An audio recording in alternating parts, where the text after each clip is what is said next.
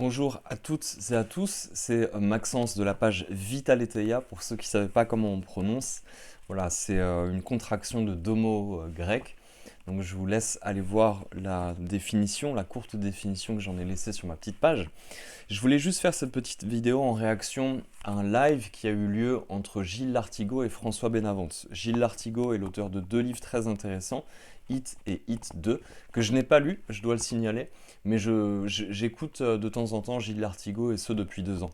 Il produit des réflexions sur nos régimes alimentaires, sur la manière dont sont traités les animaux dans le cadre de la production animale industrielle, et se pose tout un tas de questions sociétales. Voilà. C'est quelqu'un de très intéressant avec une réflexion des profondeurs qui essaie de comprendre la société dans laquelle on vit et ce au travers de différents prismes. François Benavente, c'est un naturopathe que je vous conseille de suivre, au même type que Gilles Lartigot, qui n'est pas naturopathe mais que je vous invite à suivre. François, euh, c'est vraiment quelqu'un qui m'a poussé à rester un petit peu sur Instagram, même si j'ai mis beaucoup de temps à réussir à supporter ce médium. Il balaye tout un spectre de sujets sur la naturopathie et il est très intéressé sur les profondeurs des courants de la naturopathie, d'aller au fondement de cette philosophie au travers eh bien de certains préceptes d'auteurs plus ou moins récents, plus ou moins anciens. Et j'aime beaucoup cette vision très globale qu'il propose. Voilà. Allez le suivre, très intéressant, et il invite des gens toujours chouettes, comme Gilles Lartigot par exemple. Donc aujourd'hui, je voulais approfondir, enrichir la discussion qu'ils ont eue. Ils vont en avoir une autre. Dans le chat, j'ai posé 2 fois la question à Gilles s'il avait lu ce livre, Cause animale, cause du capital, de Jocelyne Porcher. Jocelyne Porcher qui, avant d'être chercheur à l'INRA, a été secrétaire, éleveur de brebis, salarié en porcherie industrielle, technicienne en agriculture biologique. Elle a écrit ce livre très intéressant qui fait à peu près 110 pages que je vous recommande vraiment de lire pour comprendre éventuellement les relations entre certaines associations véganes et des grandes firmes multinationales de l'agriculture cellulaire.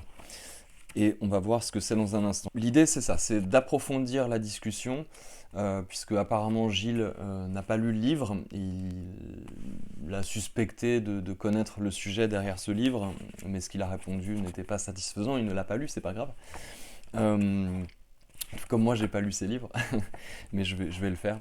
J'ai commandé là son premier livre déjà. Je vais vous lire la courte introduction pour que vous ayez une idée et que ça vous pousse à la curiosité et à une critique des profondeurs, une critique non radicale, c'est-à-dire non pas de l'extrême, mais des racines. Voilà, c'est ça.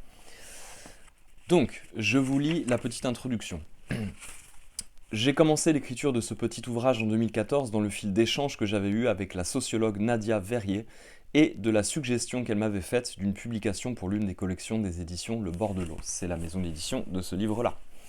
Mon intention était de faire suite à des articles que j'avais écrits précédemment et d'interroger la possible collusion d'intérêts entre industriels des biotechnologies et défenseurs des animaux pour imposer une agriculture sans élevage.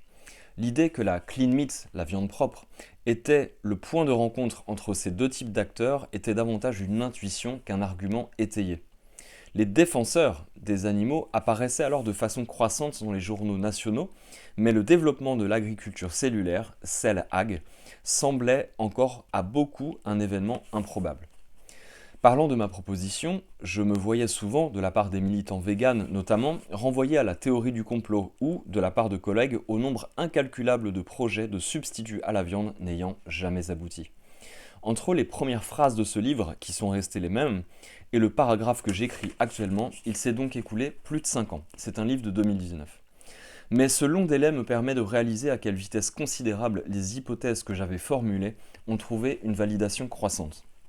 En 2014, il n'y avait à peu près qu'une équipe connue qui travaillait sur la viande in vitro, celle de Mark Post, aux Pays-Bas. Il y a aujourd'hui une trentaine de startups qui se sont lancées sur ce créneau et il en apparaît régulièrement d'autres. Mark Post a bénéficié du soutien initial de Sergey Brin, le cofondateur de Google. Aujourd'hui, milliardaire, fonds d'investissement, fondation non-profit et multinationales sont prêts à verser des millions aux startups qui lèvent des fonds sur des projets de cell ag, notamment sur des projets de substituts animaux à la viande, mais également sur des projets de substituts végétaux. La tendance prévisible étant que, tout comme le steak haché actuel de la grande distribution, la clean meat contiendra autant de produits d'origine végétale qu'animale, mais l'ensemble proviendra de l'agriculture cellulaire. L'une des stratégies les mieux partagées par les chercheurs de la cell ag et par les défenseurs des animaux est la négation de l'élevage en tant qu'il existe indépendamment des productions animales. C'est le cœur central de sa critique.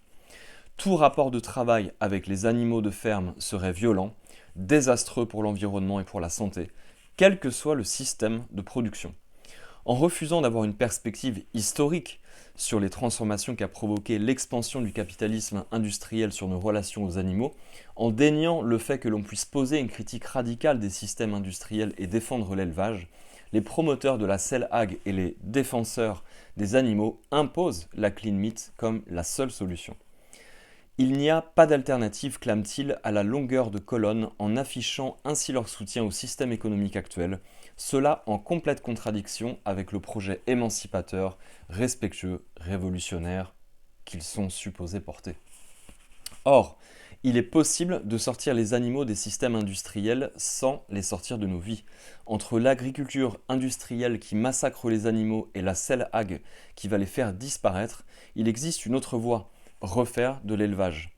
Élever les animaux est un art de la relation aux animaux et à la nature, une richesse universelle, une culture sans équivalent. Un art complexe à milieu du triomphe absolu de la technique que nous préparent les zélateurs du monde meilleur construit par les milliardaires et par les fonds d'investissement. Voilà, ça c'est la petite introduction de ce livre Cause animale, cause du capital. Je ne vais pas faire plus long. Dites-moi juste en commentaire si ça vous intéresse que je sélectionne quelques passages et j'enverrai cette vidéo à François et à Gilles si jamais ça les intéresse. Mais je pense que c'est une pièce très importante dans la compréhension de l'évolution de ce phénomène vegan au niveau politique, au niveau médiatique. Là, je ne parle pas forcément du régime alimentaire, même si ça touche aussi à ça. Voilà, j'invite à la réflexion, j'invite à la lecture. Lisez des livres, non pas pour augmenter votre culture narcissique livresque, mais pour se poser les questions, les vraies questions, pour opérer un renversement en vous et finalement pouvoir choisir une vie qui correspond à vos valeurs. Voilà, entre autres. Je vous remercie pour votre attention. Cause animale, cause du capital, un livre à lire. Bonne journée.